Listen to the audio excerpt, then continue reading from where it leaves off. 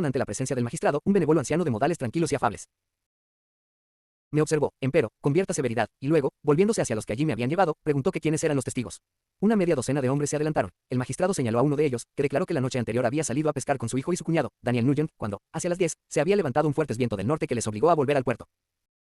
Era una noche muy oscura, pues la luna aún no había salido. No desembarcaron en el puerto sino, como solían hacer, en una rada a unas 2 millas de distancia. Él iba delante con los aparejos de la pesca, y sus compañeros le seguían un poco más atrás. Andando así por la playa, tropezó con algún objeto y cayó al suelo.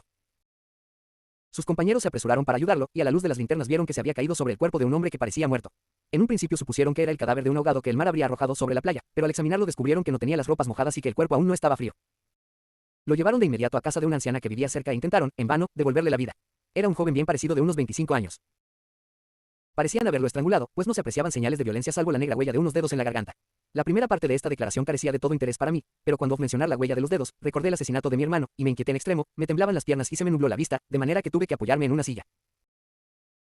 El magistrado me observaba con atención, e indudablemente extrajo de mi actitud una impresión desfavorable. El hijo corroboró la declaración de su padre, pero cuando llamaron a Daniel Nugent juró solemnemente que, justo antes de que tropezara su cuñado, había visto a poca distancia de la playa una barca en la que iba un hombre solo, y por lo que había podido ver a la luz de las pocas estrellas, era la misma barca de la cual yo acababa de desembarcar. Una mujer declaró que vivía cerca de la playa, y que, una hora antes de conocer el hallazgo del cadáver, se hallaba esperando a la puerta de su casa la llegada de los pescadores, cuando vio una barca manejada por un solo hombre, que se alejaba de aquella parte de la orilla donde luego se encontró el cadáver. Otra mujer confirmó que, en efecto, los pescadores habían llevado el cuerpo a su casa y que aún no estaba frío. Lo tendieron sobre una cama y lo friccionaron, mientras Daniel iba al pueblo en busca del boticario, pero no pudieron reanimarlo. Preguntaron a varios otros hombres sobre mi llegada, y todos coincidieron en que, con el fuerte viento del norte que había soplado durante la noche, era muy probable que no hubiera podido controlar la barca y me hubiera visto obligado a volver al mismo lugar de donde había partido. Además, afirmaron que parecía como si hubiera traído el cuerpo desde otro lugar y que, al desconocer la costa, me hubiera dirigido al puerto ignorando la poca distancia que separaba el pueblo del sitio donde había abandonado el cadáver. El señor Kerwin, al oír estas declaraciones, ordenó que se me condujera a la habitación donde habían depositado el cadáver hasta que se enterrara. Quería observar la impresión que me produciría el verlo. Probablemente esta idea se le había ocurrido al observar la gran agitación que había demostrado cuando oí la forma en que se había cometido el asesinato. Así pues, el magistrado y varias otras personas me condujeron hasta la posada. No podía dejar de extrañarme ante las numerosas coincidencias que habían tenido lugar esa fatídica noche, pero, como recordaba que alrededor de la hora en que había sido descubierto el cadáver había estado hablando con los habitantes de la isla en la que vivía, estaba muy tranquilo en cuanto a las consecuencias que aquel asunto pudiera tener. Entré en el cuarto donde estaba el cadáver y me acerqué al ataúd. ¿Cómo describir mis sensaciones al verlo? Aún ahora el horror me hiela la sangre, y no puedo recordar aquel terrible momento sin un temblor que me evoca vagamente la angustia que sentí al reconocer el cadáver. El juicio, la presencia del magistrado y los testigos, todo se me esfumó como un sueño cuando vi ante mí el cuerpo inerte de Henry Clerval.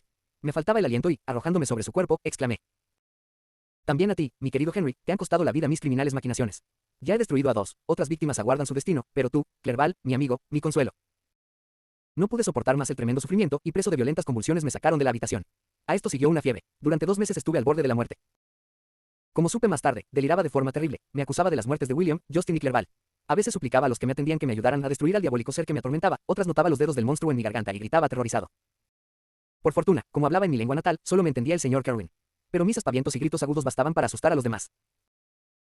¿Por qué no morí entonces? Era el más desdichado de los hombres, porque, pues, no me hundí en el olvido y el descanso. La muerte arrebata a muchas criaturas sanas, que son la única esperanza de sus embelesados padres. Cuántas novias y jóvenes amantes estaban un día llenos de salud y esperanza y al siguiente eran pasto de los gusanos y la descomposición. ¿De qué sustancia estaba hecho yo para soportar tantas pruebas que, como el continuo girar de la rueda, iban renovando las torturas? Pero estaba condenado a vivir, y, pasados 2 meses, me encontré, como si saliera de un sueño, en la cárcel, tumbado en un miserable jergón y rodeado de cancerberos, guardias y todo aquello que de siniestro acompaña a una mazmorra. Recuerdo que desperté una mañana, había olvidado los detalles de lo ocurrido y tenía solo el vago recuerdo de haber sufrido una tremenda desgracia. Pero cuando miré a mi alrededor y vi las ventanas enrejadas y la miseria del cuarto en que me hallaba, todo se me vino a la mente y no pude reprimir un amargo gemido. El ruido despertó a una anciana que dormía en una silla junto a mí. Era una enfermera contratada, esposa de uno de los cancerberos, y su rostro demostraba todos los defectos que a menudo caracterizan a esas personas. Tenía las facciones duras y toscas como aquellos que se han acostumbrado a ver la miseria sin conmoverse. Su tono de voz denotaba una total indiferencia. Me habló en inglés, y me pareció reconocerla como la que había oído durante mi enfermedad. ¿Está usted mejor?, me preguntó. Creo que sí, le contesté débilmente en inglés.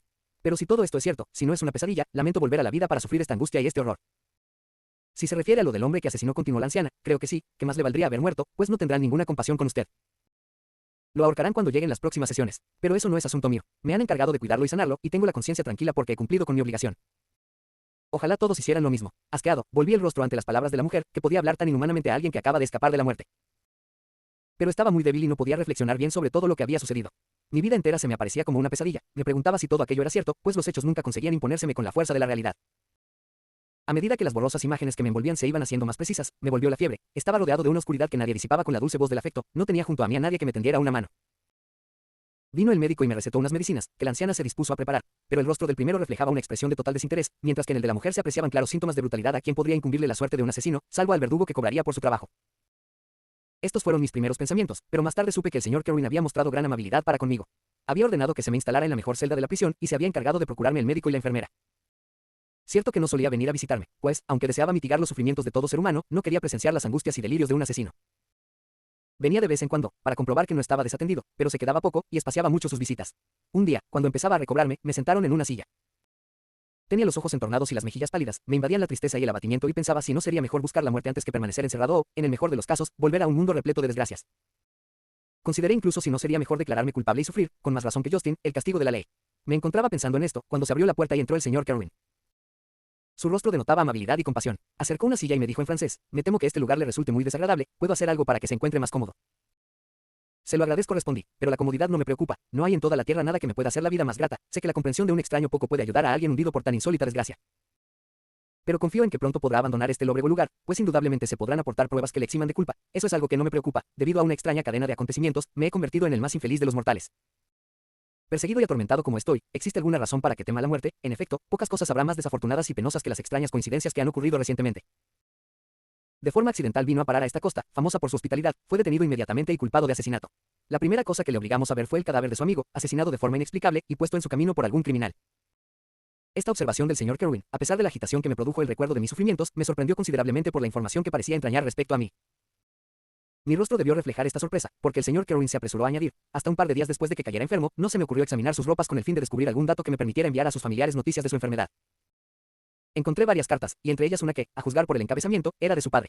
Escribí de inmediato a Ginebra, y desde entonces han transcurrido casi 2 meses. Pero está usted enfermo, tiembla. Hay que evitarle cualquier emoción. Estas dudas son 1000 veces más horribles que la peor noticia. Dígame cuál ha sido la siguiente muerte que ha habido y qué debo llorar. Su familia se encuentra bien, dijo el señor Kerwin con dulzura, y alguien, un amigo, ha venido a visitarlo. No sé qué asociación de ideas me hizo pensar que el asesino había venido a burlarse de mis desgracias y a utilizar la muerte de Clerval de señuelo para que accediera a sus diabólicos deseos. Tapándome la cara con las manos, exclamé con desesperación: lléveselo. No quiero verlo, por el amor de Dios, que no entre. El señor Kerwin me miró sorprendido. No podía por menos de considerar mi arrebato como prueba de mi culpabilidad, y con tono severo dijo: joven, hubiera creído que la presencia de su padre lo agradaría, en lugar de inspirarle tan violenta repugnancia. Mi padre, exclamé, mientras sentía que cada músculo se relajaba, y en mi alma la angustia se tornaba en alegría. Ha venido de verdad mi padre. ¡Qué felicidad! ¿Pero dónde está? ¿Por qué no entra? El cambio sorprendió y agradó al magistrado. Quizá atribuyó mi anterior exclamación a un momentáneo retorno del delirio, e instantáneamente recobró su benevolencia. Levantándose, abandonó la celda con la enfermera, y al momento entró mi padre. En ese momento nada podría haberme alegrado más que su llegada. Tendiendo hacia los brazos, exclamé: entonces estás a salvo, y Elizabeth, y Ernest. Mi padre me tranquilizó, asegurándome que todos estaban bien, e intentó, hablándome de estos temas tan entrañables para mí, levantarme el ánimo, pero pronto se dio cuenta de que una cárcel no era el lugar más propicio para la alegría. ¿Qué sitio este para vivir, hijo mío?, dijo, observando con tristeza las enrejadas ventanas y el aspecto siniestro del cuarto. Partiste de viaje en busca de distracciones, pero parece perseguirte la fatalidad.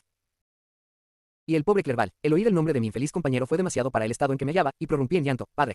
Respondí: un destino fatal pende sobre mi cabeza, y debo vivir para cumplirlo. De no ser por esto, hubiera muerto ya sobre el ataúd de Henry. No pudimos hablar mucho tiempo, pues mi delicada salud requería que se tomaran todas las precauciones para asegurarme la tranquilidad. Entró el señor Kerwin e insistió en que mis escasas fuerzas no admitían tanta emoción. Mas la presencia de mi padre había sido para mí como la aparición del ángel bueno, y gradualmente fui recobrándome. Pero, a medida que mejoraba, me iba invadiendo una sombría melancolía que nada lograba despejar.